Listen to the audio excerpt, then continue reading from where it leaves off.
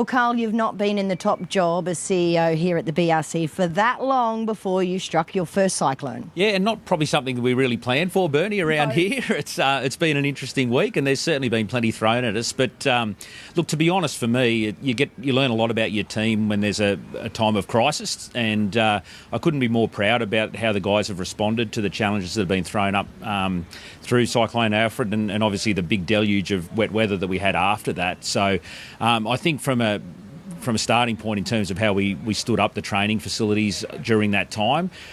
We obviously have over 450 horses in the infield training complex here at Eagle Farm. We then run training as well at Deegan. So there's about 700 horses a morning that are trained in our facilities. So, and obviously for horse welfare, it's super important that there's those animals are able to be exercised safely.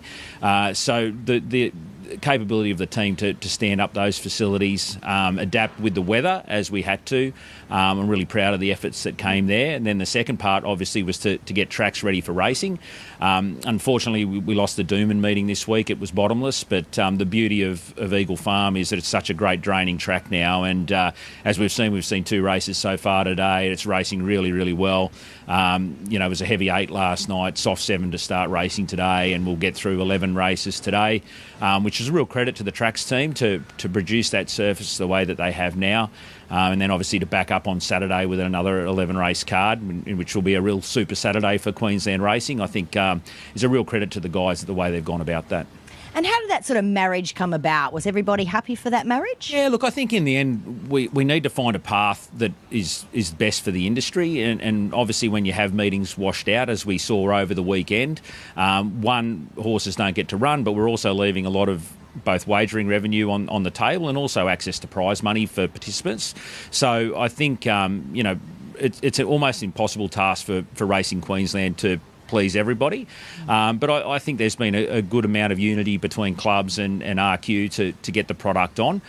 Yes, it's going to be a huge day on Saturday. I think 21 metro races essentially, which I'm sure is be some sort of record somewhere. But, it was very important for the Gold Coast with their cutest jewel meeting that they got that away. They had big hospitality commitments around that meeting, and I think that they've their capability to now, with the lights that they have there, to move that to a twilight meeting.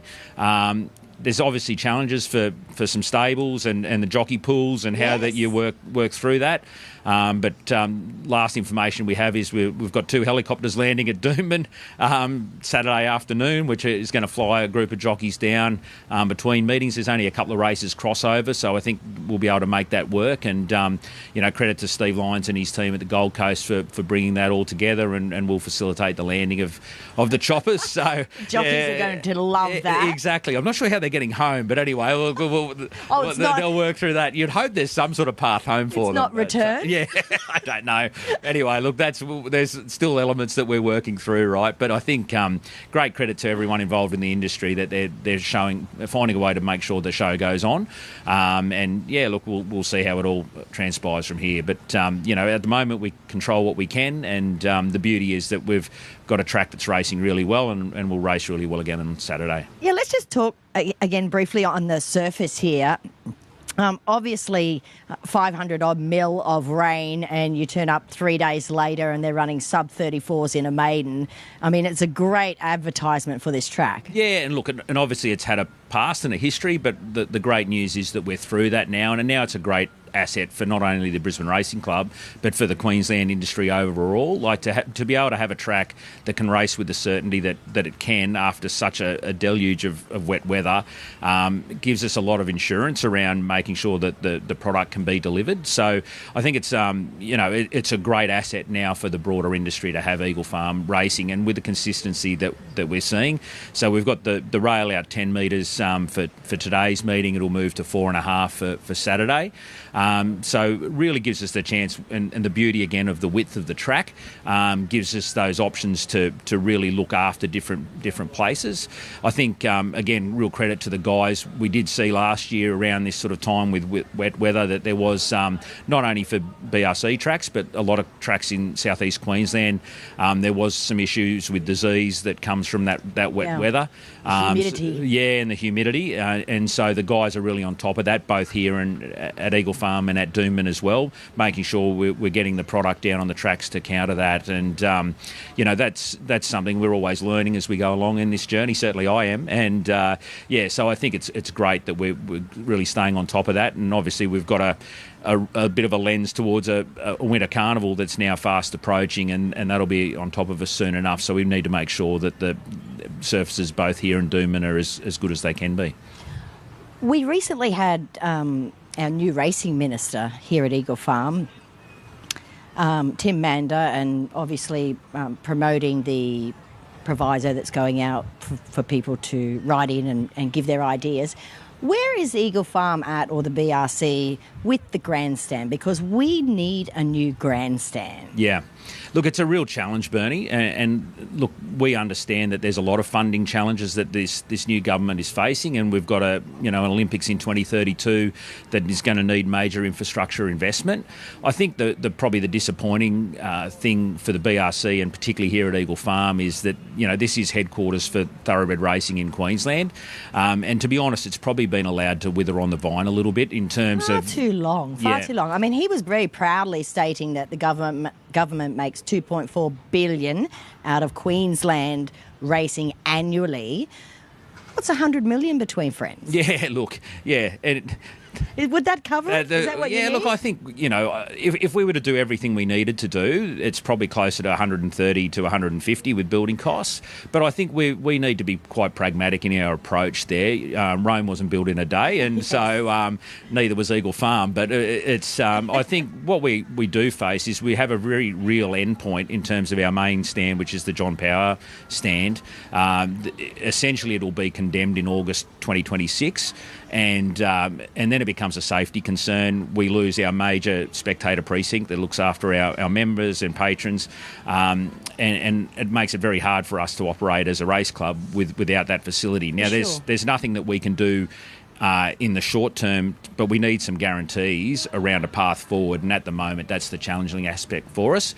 But look, we've had some really good conversations both with Minister Mander and the new government. I think they understand the depth of the problem that we have, and I think we can work together to find a solution. But obviously there's this racing review that we're now going to work through, and I hope that will be a real path forward for not only for the BRC but for the entire industry. So do you write in and say, I need a new grandstand? I think they know pretty well what we need.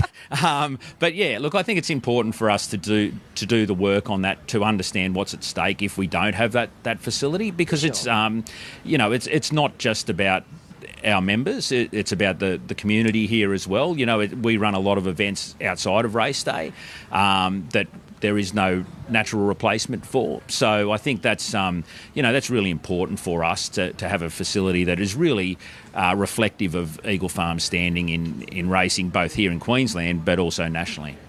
Let's touch on some of your race days coming up. You've got two big charity race days coming up. One is this weekend. Yeah, that's right. So we have the Sporting Chance Cancer Foundation.